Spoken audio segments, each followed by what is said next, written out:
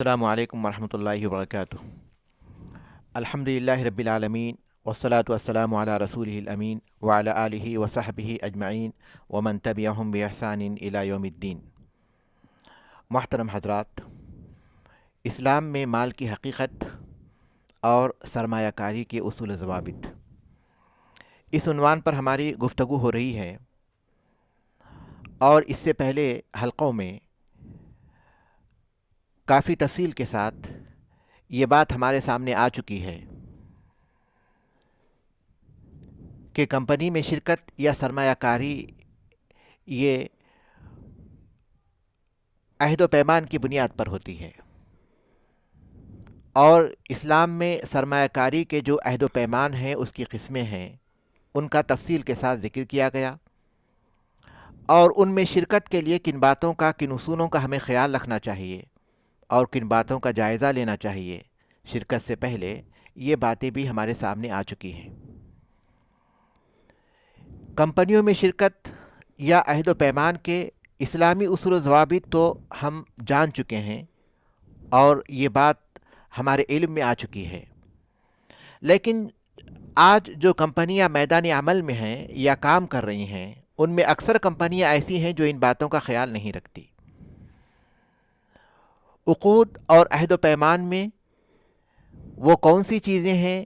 جن کو پیش نظر رکھنا چاہیے، اور جو لوگ ان میں شریک ہونا چاہتے ہیں ان کو کن باتوں کا جائزہ لینا چاہیے، عام طور پر اس کو نظر انداز کر دیا جاتا ہے،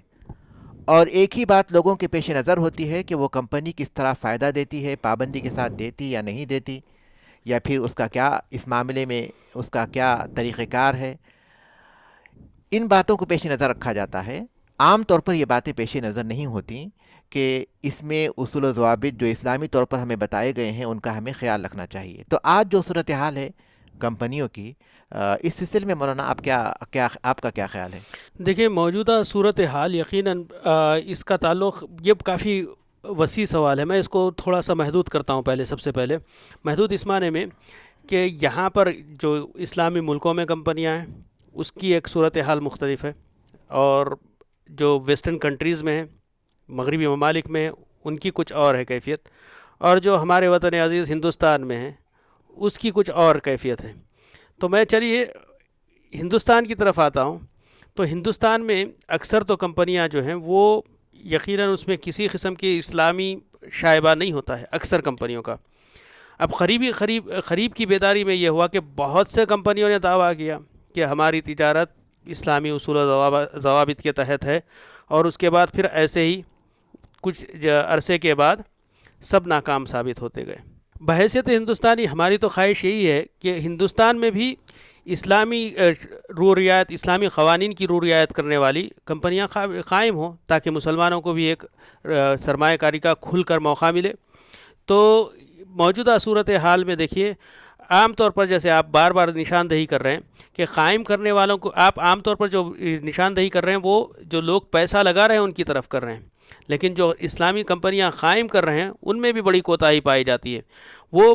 صرف اسلامی تجارت کے الف با جانتے ہیں، ابھی شروعات میں ہوتے ہیں، اور دعویٰ کرتے ہیں کہ ہم اسلامی طریقہ کار کو مکمل جان گئے، اور اسلامی کمپنی قائم کر دیتے ہیں، جس کی وجہ سے اسلام بدنام ہوتا ہے۔ وہ تو کمپنی کھوئے یا پائے، یہ خود ایک بڑا نقصان ہوتا ہے، معاشرے کو ایک تکلیف پہنچتی ہے اس میں، لیکن اسلام خود بھی بدنام ہو جاتا ہے اس میں۔ تو یہ احتیاط کی ضرورت ہے کہ جو قائم کر رہے ہیں امانت داری کا ثبوت دیں، اپنی ذمہ داری پورے طور پر اٹھائیں۔ سب سے پہلی بات کہ وہ جانیں، اگر نہیں جانتے تو ایسی بھی ضروری نہیں ہے کہ جو قائم کرے جس کے پاس سرمایہ ہے وہی آدمی ساری تفصیل جانے، نہیں، اگر سرمایہ ہے اور تفصیل نہیں جانتا تو ایسے لوگوں کو اور ایسے افراد کو شامل کر لیں جو تفصیل جاننے والے ہیں۔ دیکھیے آج اسلامی ملکوں میں یا پھر جو مسلمانوں کے ملک ہیں وہاں پر یہی ہو رہا ہے کہ جو سرمایہ کار ہیں ان میں ہر آدمی تفصیل سے واقف نہیں ہے، وہ شریعہ بورڈ کے نام پر یا پھر شریعہ کنسلٹنسی کے نام پر ایسے علماء اور ایسے ماہرین کو اپنے ساتھ شامل کر رہے ہیں جو اس کی تفاصیل سے واقف کار ہیں، اور اس کے بعد ہوتا یہ ہے کہ وہ جیسے بھی عقود یا پھر عقد و پیمان یا کانٹریکٹس تیار ہوتے ہیں وہ اس کا مراجعہ کرواتے ہیں۔ تو دیکھیں، یہ چیز وہاں پر ہونا ضروری ہے کہ قائم کرتے ہوئے جو تعلق رکھتے ہیں میدان سے ان کو شامل کریں، ان سے مشورہ کریں، ان سے مراجعہ کروائیں، ان کے فتوے لیں، ان کے رائے لیں، اور ان سے اپنا خطہ تیار کریں، اپنا پلان بتائیں، ساتھ میں لے کر کام کریں. یہ قائم کرنے والوں کے لیے ضروری ہے. اور دوسری بات، آپ جیسے بتا رہے ہیں، صرف نفع کے پیچھے بھاگنا چھوڑ دیں. دیکھیں کہ معاشرے کو کس قسم کی زیادہ ضرورت ہے اور کہاں پر فائدہ ہوتا ہے. یاد رکھیں، جب اچھی نیت ہوتی ہے تو اللہ تبارک و تعالیٰ اس میں برکت بھی دیتا ہے اور اس میں اضافہ بھی ہوتا ہے. بہت سی مثالیں ہیں، بہت سی مثالیں ہیں. چھوٹے چھوٹے کاموں پر کرتے ہوئے لوگ بہت اونچے اونچے تک پہنچ گئے. میں یہاں پر کسی کا نام نہیں لینا چاہ رہا ہوں کمپنیوں کا، ورنہ میں آپ کو کمپنیوں کا نام لے کر بھی بتایا تھا. تو یہ موجودہ صورتحال میں یہ بڑی کوتاہی ہوتی ہے جو قائم کر رہے ہیں ان کی جانب سے. اور دوسری بڑی کوتاہی ہوتی ہے جو داخل کر رہے ہیں. وہ صرف بولتے ہیں کہ ہاں فلاں بول دیے، اس واسطے میں داخل کر گیا. بھائی جو فلاں بولے ان کی کوالیفیکیشن ہو سکتا وہ مدرسے کے فارغ ہوں، ہو سکتا بڑی یونیورسٹی کے بھی فارغ ہوں، لیکن کیا ان کی معاشی اور تجارتی بصیرت ویسے ہی ہے؟ دیکھیں، ہم جب کسی ڈاکٹر وغیرہ کے پاس جاتے ہیں، ڈاکٹر تو یقیناً ایک بڑے جگہ کا ہی ہوگا، ڈاکٹر وہیں سے لیاقت حاصل کرا ہوگا، لیکن ہم صرف اپنے کان کے علاج کے لیے آنکھ کی جس کے پاس لیاقت ہے اس کے پاس نہیں جاتے. لیکن یہ تو عجیب سی مشکل ہے کہ میں دیکھیے کسی کی توہین یا بے عزتی نہیں کر رہا ہوں. میں نہیں بول رہا ہوں کہ ہر آدمی یعنی صرف میں یا میرے جیسے لوگ ہی قابل ہیں، نہیں.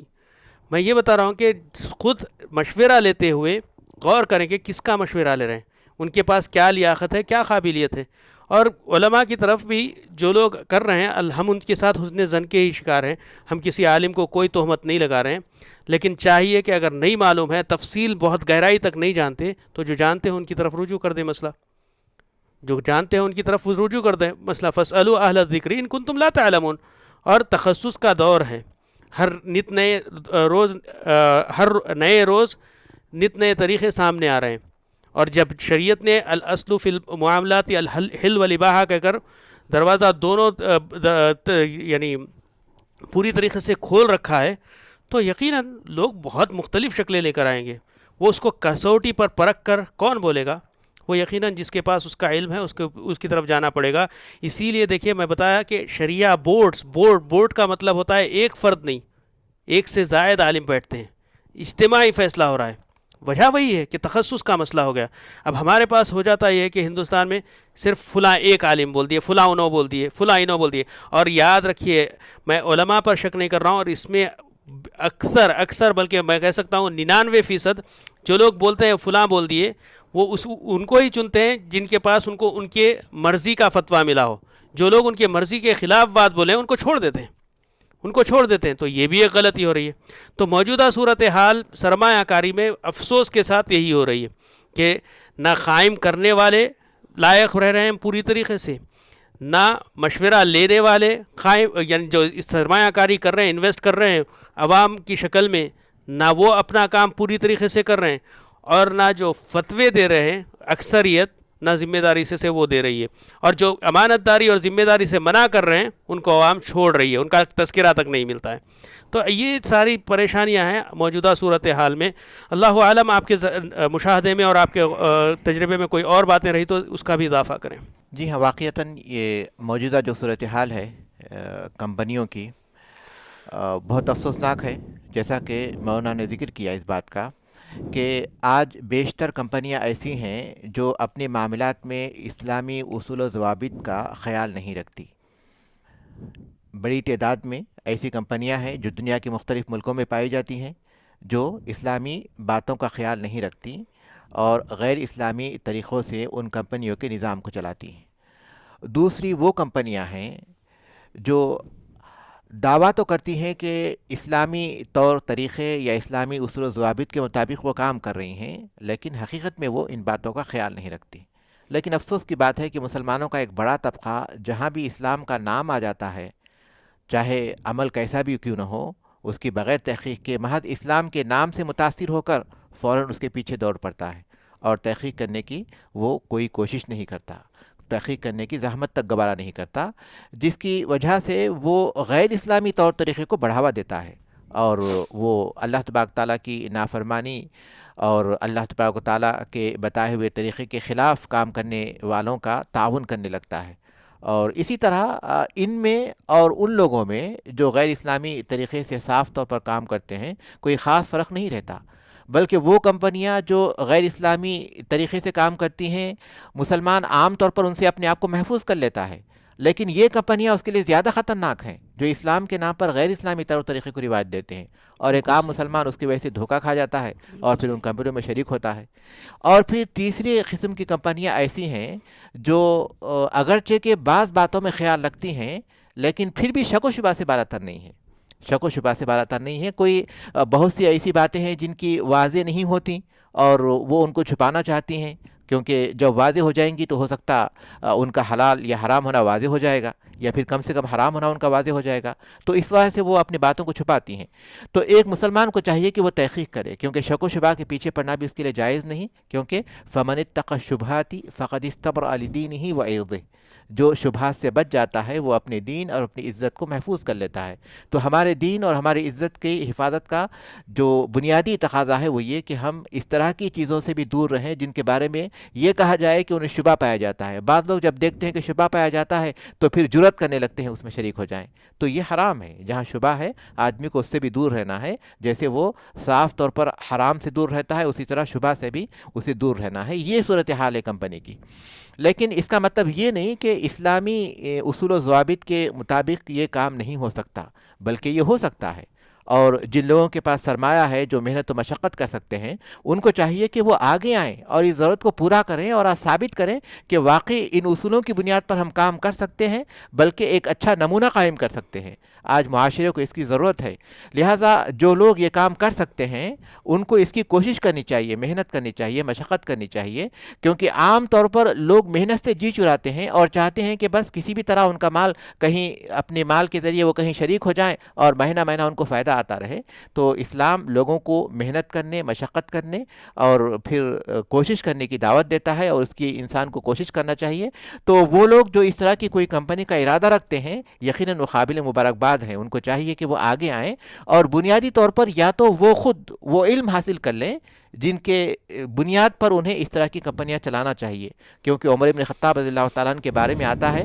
کہ وہ کسی ایسے شخص کو جو تجارت کے اصول و ضوابط نہیں جانتا اس کو بازار سے بھگا دیتے تھے اور کہتے تھے کہ مسلمانوں کے بازار میں کوئی ایسا شخص داخل نہیں ہونا چاہیے جو نہیں جانتا کہ اس کے اصول و ضوابط کیا ہیں، کیونکہ وہ یا تو حرام کا کاروبار کرے گا یا پھر غلط طریقے سے کاروبار کرے گا اور اس کی وجہ سے وہ نقصان پہنچائے گا۔ تو ایک مسلمان کو چاہیے کہ طلب العلم فریضۃ علی کل مسلم، ہر مسلمان پر علم کا حاصل کرنا فرض ہے۔ تو اہل علم کہتے ہیں کہ جس چیز میں وہ دخل اندازی کر رہا ہے یا جس چیز کو وہ کرنا چاہتا ہے، جس چیز کو وہ کرنا چاہتا ہے اس کا علم حاصل کرنا اس پر فرض ہے۔ فرض ہے، صرف مسلمان پر اتنا فرض نہیں ہے کہ وہ جو ہے عقیدے کے بارے میں معلومات حاصل کر لے، عبادت کے بارے میں معلومات حاصل کر لے، یہ فرض ہے یقیناً، لیکن کوئی آدمی اگر مالدار ہے تو پھر اس کو زکوٰۃ کے بارے میں معلومات حاصل کرنا ضروری ہے، اور اسی طرح اگر مستطیع ہو گیا تو اس کو حج کے بارے میں معلومات کرنا ضروری ہے۔ کوئی نکاح کرنا چاہتا ہے تو اس کو پھر نکاح کے جو احکامات ہیں اس کے بارے میں معلومات حاصل کرنا فرض ہے، وہ فرض میں وہ داخل ہو جائے گا۔ اسی طرح کوئی کاروبار کرنا چاہتا ہے تو وہ ضروری ہے کہ وہ ان کے بارے میں معلومات حاصل کر لے،